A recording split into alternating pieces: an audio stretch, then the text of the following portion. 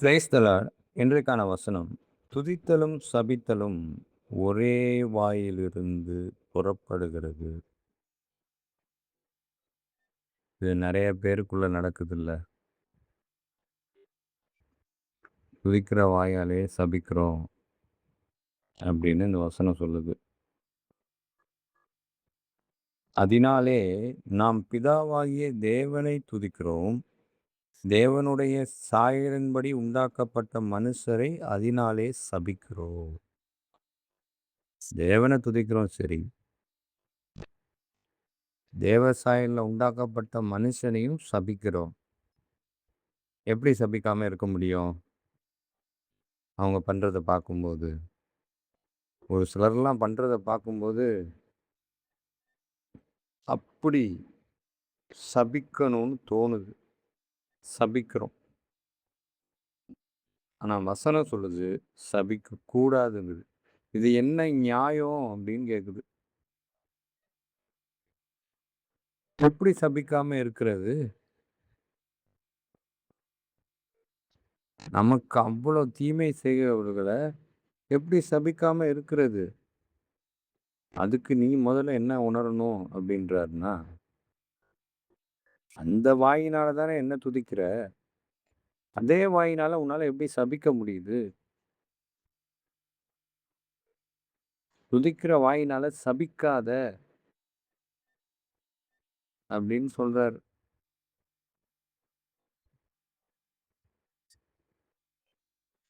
ஒரே ஊற்றுல கசப்பான தண்ணீரும், தித்திப்பான தண்ணீரும் வர முடியுமா?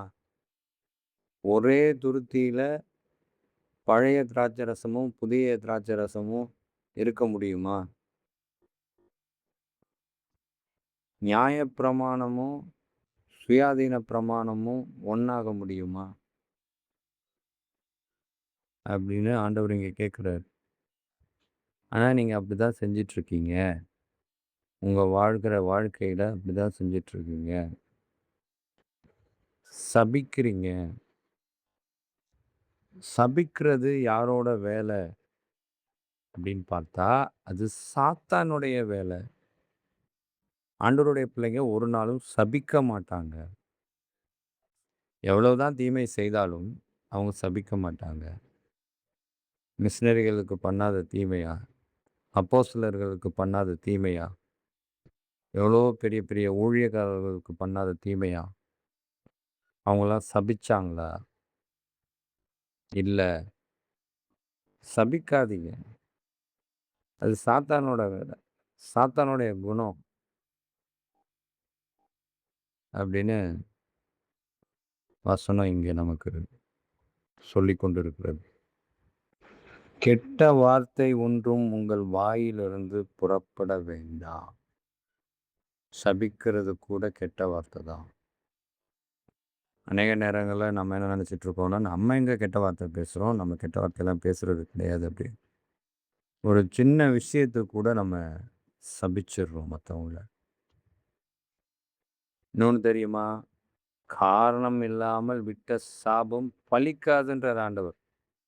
பலிக்காதுன்னா என்ன அர்த்தம்? அந்த சாபம் யாரு கொடுத்தாங்களோ அவங்கள்ட்டயே இருக்கும்.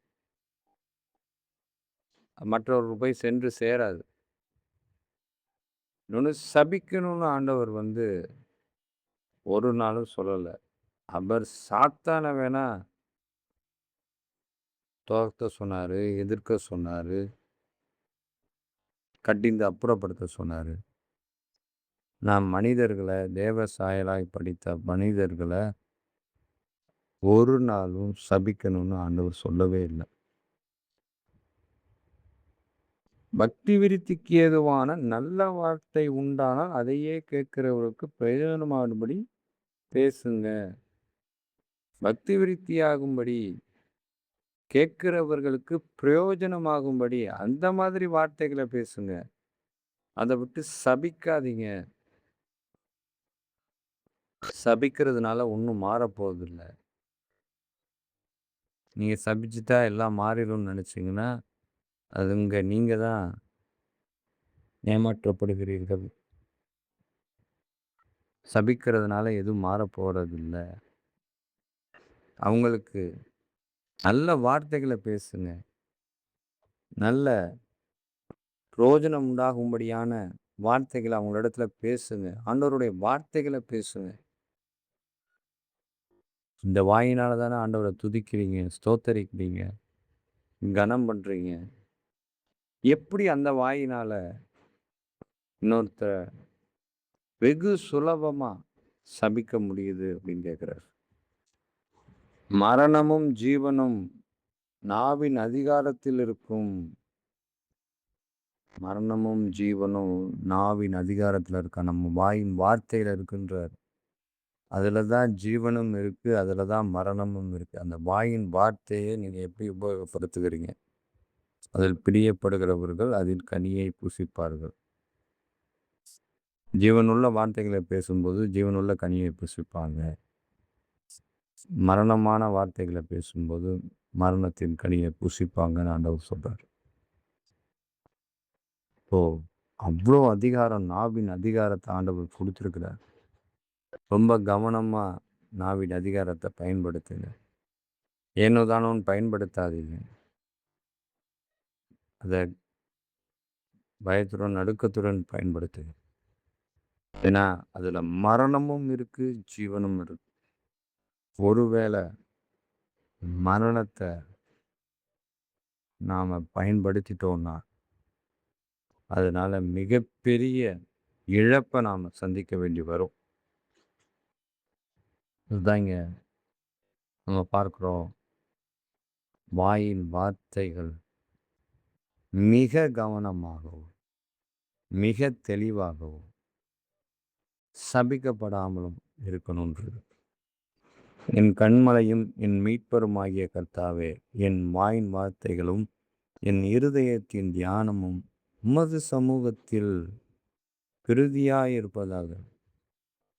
என்னுடைய வார்த்தைகள் எல்லாம் ஆண்டவருக்கு பிரியமா இருக்கணும்னு சங்கீதக்காரன் சொல்றார். அது போலதான் இருக்கணுன்றது இந்த வசனமும் சொல்லுது. சபிச்சா எப்படி பிரியமா இருக்கும்? துதிச்சா பிரியமா இருக்கும். சபிச்சா பிரியமா இருக்குமா? வாயின் வார்த்தைகள், என் இருதயத்தின் தியானங்கள் எல்லாம் உமக்கு பிரியமானபடி இருக்கணும். அதை விட்டுட்டு பிரியமற்றவனா நான் மாறிடக்கூடாது. பிரியமற்றவளா நான் மாறிடக்கூடாது. சபிக்கிறவனா நான் மாறிடக்கூடாது. சபிக்கிறவளா நான் மாறிடக்கூடாது. வாழ்க்கையை மாற்றி போடுங்க. நான் பலவீனமான மனுஷன். அநேக நேரங்களில் கோபம் வரும்போது சபிச்சிடுறோம். அப்படி சபிக்கிறதை தயவாய் மன்னிங்க. மன்னிக்க எங்களுக்கு கிருபை தாங்க. மனமாற்றத்தை எங்களுக்கு கட்டளையிடுங்க. உமக்கு பிரியமானதை செய்ய எங்களுக்கு கிருபை தாங்க. எல்லாம் சமூகத்துல பிரியம் உண்டாகும்படியான செயல்களை செய்ய எங்களுக்கு உதவி செய்யுங்க அப்படின்னு நாம் ஆண்டவர்கிட்ட கேட்டு பெற்றுக்கொள்ளும். அதை விட்டுட்டு உலகத்தார் செய்கிறாங்க நாமும் செய்வோம்னு செஞ்சா அதனால ஒரு பலனும் இல்லை. காதுள்ளவர்கள் கேட்க கடவர்கள். ஆமென்.